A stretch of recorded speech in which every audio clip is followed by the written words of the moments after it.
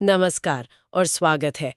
आज हम Daniel Walter की किताब द पावर ऑफ डिसिप्लिन के एक सारांश पर बात करने वाले हैं और इसमें कुछ कुछ बहुत ही दमदार विचार हैं। हाँ, मैंने भी देखा। काफी दिलचस्प लगा। इसमें दो शब्द बार बार सामने आ रहे थे। एक तो है आत्मनियंत्रण, मतलब सेल्फ कंट्रोल, हम्म। और दूसरा जो मुझे काफी नया लगा वो है इच्छा शक्ति रीसेट, विल पावर रीसेट। हाँ, ये रीसेट वाला आइडिया सच में अलग है। लेकिन एक लाइन है जिसने मेरा ध्यान सबसे ज्यादा खींचा। वो कहती है 2026 में सफलता सिर्फ अनुशासित लोगों की होगी। क्या आप तैयार हैं? बिल्कुल। ये सिर्फ एक किताब का सार नहीं लगता है ना, एक तरह की चेतावनी जैसी लगती है। हाँ, बिल्कुल। तो आज हमारा मकसद यही है। हम इसी को जरा खोलकर समझेंगे कि इस सारांश के हिसाब से अनुशासन का असली मतलब क्या है और क्यों क्यों उसे भविष्य की सफलता के लिए इतना जरूरी बताया जा रहा है। तो चलिए उसी लाइन से शुरू करते हैं। 2026 में सफलता सिर्फ अनुशासित लोगों की होगी। ये एक बहुत बड़ा दावा है। बहुत बड़ा वाला क्या यह सिर्फ ध्यान खींचने के लिए है? मुझे लगता है इसके पीछे एक गहरा मतलब है। ये साल यूं ही नहीं चुना गया है। अच्छा। हाँ, ये एक तात्कालिकता, एक अर्जेंसी का एहसास कराता है। अगर हम आज का माहौल देखें तो चारों तरफ ध्यान भटकाने वाली चीजें हैं। Social media, notifications. बिल्कुल। जानकारी की बाढ़ है। तो इस पूरे शोर में जो इंसान अपने ध्यान को, अपने फोकस को काबू में रख पाएगा, जाहिर है वही आगे बढ़ेगा। 2026 शायद एक सिंबल है उस पॉइंट का जहां ये क्षमता सबसे जरूरी हो जाएगी। तो आप कह रहे हैं कि 2026 एक तरह का एक टिपिंग पॉइंट है जहां टेक्नोलॉजी और ऑटोमेशन इतने बढ़ जाएंगे कि जो इंसानी काम बचेंगे उनमें गहरी सोच और लंबे फोकस की जरूरत होगी। बिल्कुल। स्रोत इसी तरफ इशारा कर रहा है। ये कह रहा है कि अनुशासन अब सिर्फ एक अच्छी आदत नहीं, बल्कि एक आर्थिक जरूरत बन जाएगा। आर्थिक जरूरत। हाँ, सोचिए जब सारे रूटीन काम एआई और मशीनें कर लेंगी तो इंसानों के पास क्या बचेगा? रचनात्मकता, प्रॉब्लम सॉल्विंग। और गहरी सोच। और ये तीनों ही चीजें बिना अनुशासन के मुमकिन नहीं है। तो ये जो दावा है कि सफलता सिर्फ अनुशासित लोगों की होगी, ये बाकी सभी गुणों को अनुशासन के नीचे रख देता है। आपकी प्रतिभा, आपके आइडियाज सब बेकार हैं अगर आपके पास उन्हें हकीकत में बदलने का अनुशासन ही नहीं है। ये तो उस पुरानी सोच को सीधी चुनौती है कि कुछ लोग बस पैदाइशी प्रतिभाशाली होते हैं। हाँ, बिल्कुल। ये कह रहा है कि असली खेल प्रतिभा का नहीं बल्कि उसे लगातार इस्तेमाल करने की क्षमता का है, यानी अनुशासन का। तो चलिए इस अनुशासन की नींव को समझते हैं। पहला शब्द था आत्मनियंत्रण। जब हम ये शब्द सुनते हैं तो मेरे दिमाग में तो सबसे पहले आता है मीठा खाने से खुद को रोकना। हाँ, वो एक क्लासिक उदाहरण है। पर मुझे लगता है यहाँ मतलब इससे कहीं ज्यादा गहरा है। हाँ, ये सिर्फ प्रलोभन से बचने के बारे में नहीं है। इस संदर्भ में आत्मनियंत्रण का मतलब है अपने आवेगों को, अपनी भावनाओं को और अपने कामों को अपने बड़े लक्ष्यों की दिशा में रखना। एक अलाइनमेंट की तरह। बिल्कुल।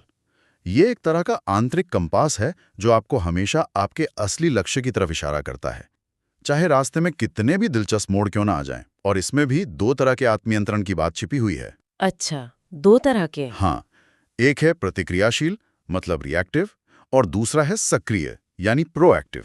प्रतिक्रियाशील और सक्रिय, इसमें क्या फर्क हुआ? देखिए, प्रतिक्रियाशील आत्मनियंत्रण वो है जो हम ज्यादातर सोचते हैं। आपके सामने चॉकलेट केक आया और आपने अपनी पूरी इच्छा शक्ति का इस्तेमाल करके ना कहा। हर पल एक लड़ाई लड़ने जैसा। हाँ, और ये बहुत थका देने वाला होता है। दूसरी तरफ सक्रिय आत्मनियंत्रण ज्यादा स्मार्ट तरीका है। यहां आप लड़ाई लड़ते नहीं, आप लड़ाई के मैदान को ही बदल देते हैं।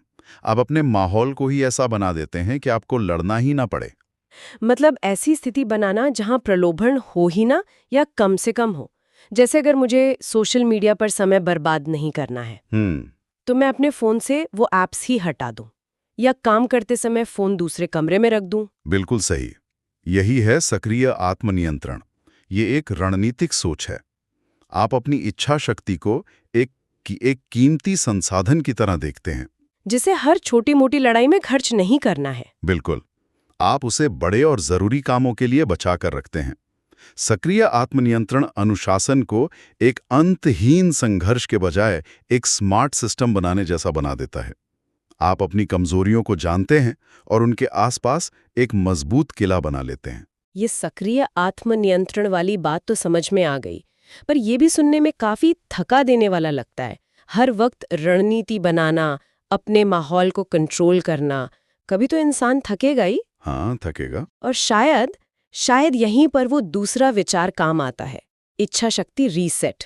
आपने बिल्कुल सही नब्ज पकड़ी है। ये रीसेट शब्द ही ऐसा है जैसे किसी मशीन को बंद करके फिर से चालू कर रहे हो। हाँ, और यही इस विचार की खूबसूरती है। ये उस आम धारणा को चुनौती देता है कि इच्छा शक्ति एक स्थायी गुण है। हम अक्सर कहते हैं उसकी इच्छा शक्ति बहुत मजबूत है या मेरी इच्छा शक्ति कमजोर है। जैसे कि ये हमारे व्यक्तित्व का एक स्थायी हिस्सा हो। बिल्कुल, लेकिन रीसेट का मतलब है कि नहीं, ये एक बैटरी की तरह है। आप इसे इस्तेमाल करते हैं और ये खत्म हो जाती है और फिर इसे रिचार्ज करना पड़ता है। तो इसका मतलब ये हुआ कि हर किसी की इच्छा शक्ति की बैटरी एक दिन में खत्म हो सकती है, चाहे वो कितना भी अनुशासित क्यों ना हो। हाँ, और ये कोई असफलता नहीं है, बल्कि एक स्वाभाविक प्रक्रिया है। यही इस विचार की सबसे शक्तिशाली बात है। यह हमें अपराधबोध से, उस गिल्ट से मुक्त करता है। अगर दिन के अंत में आप थककर कोई गलत फैसला ले लेते हैं, जैसे जंक फूड खा लेना या काम टाल देना, हाँ, तो इसका मतलब ये नहीं है कि आप कमजोर हैं।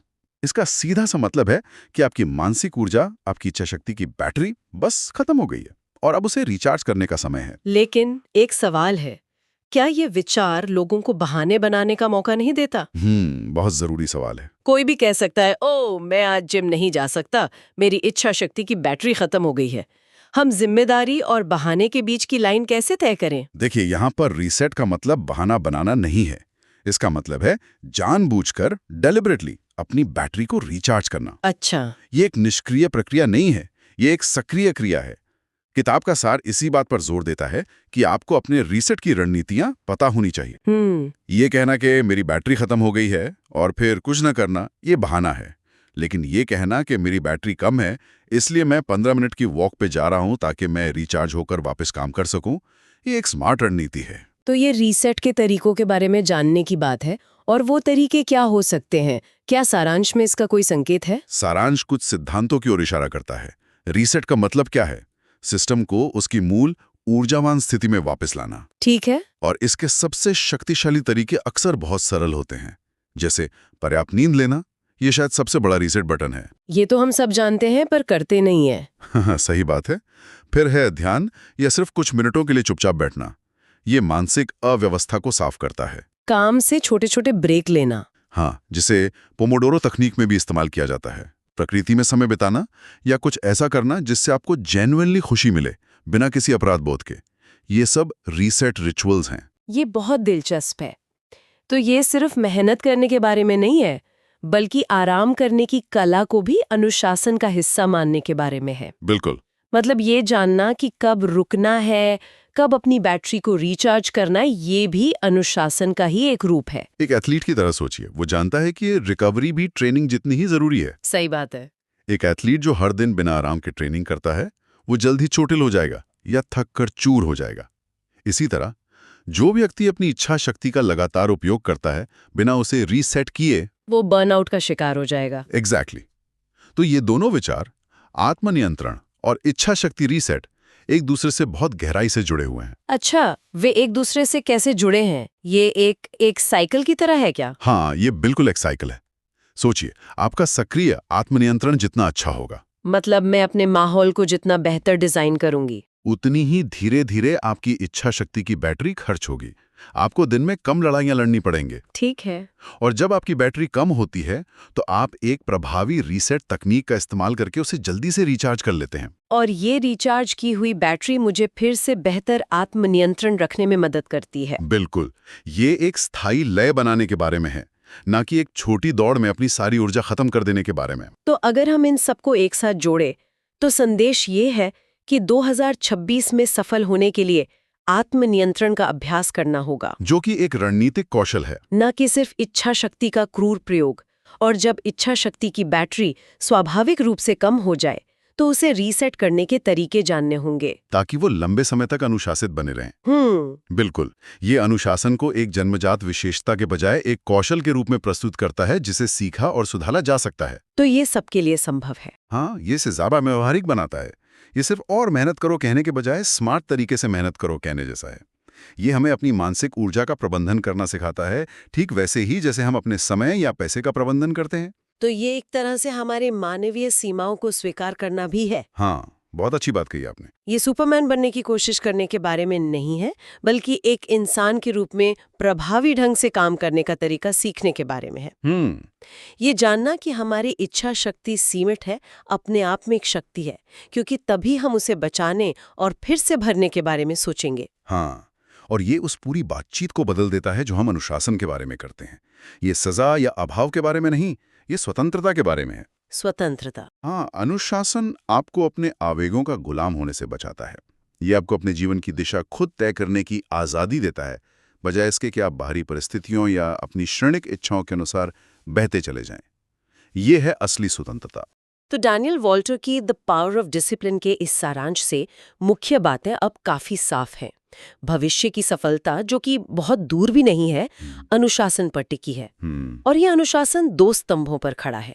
आत्मनियंत्रण, जो एक स्मार्ट रणनीति है, और इच्छा शक्ति को रीसेट करने का ज्ञान, जो एक जरूरी रखरखाव है। बिल्कुल सही सारांश है। यह सिर्फ दांत पीसकर काम करने के बारे में नहीं है, बल्कि अपनी ऊर्जा को समझदारी से प्रबंधित करने, अपनी सीमाओं को जानने और एक स्थायी प्रणाली बनाने के बारे में है, जो आपको लंबे समय तक अपने लक्ष्यों की ओर ले जाती है। ये एक मैराथन है, स्प्रिंट नहीं। बिल्कुल। लेकिन यहाँ एक विचार छोड़ते जा रहे हैं जिस पर सोचा जा सकता है। बताइए। अगर अनुशासन भविष्य के लिए इतना महत्वपूर्ण है, तो क्या इसका मतलब ये है कि जो लोग स्वाभाविक रूप से आवेगशील या कम अनुशासित हैं, वे पीछे रह जाएंगे? ये तो बहुत जरूरी सवाल है। क्या ये एक ऐसी दुनिया बना रहा है जहाँ केवल एक खास तरह के स्वभाव वाले लोग ही सफल हो सकते हैं? या फिर ये इच्छा शक्ति रीसेट का विचार ही एक ऐसा उपकरण है जो हर किसी को सफल होने का एक समान अवसर देता है, चाहे उनका शुरुआती स्वभाव कुछ भी हो? क्या ये विचार कि इच्छा शक्ति एक सीखी जा सकने वाली और रिचार्ज की जा सकने वाली चीज है, वास्तव में खेल के मैदान को बराबर कर देता है, जिससे हर कोई अनुशासन की शक्ति का उपयोग कर सकता है?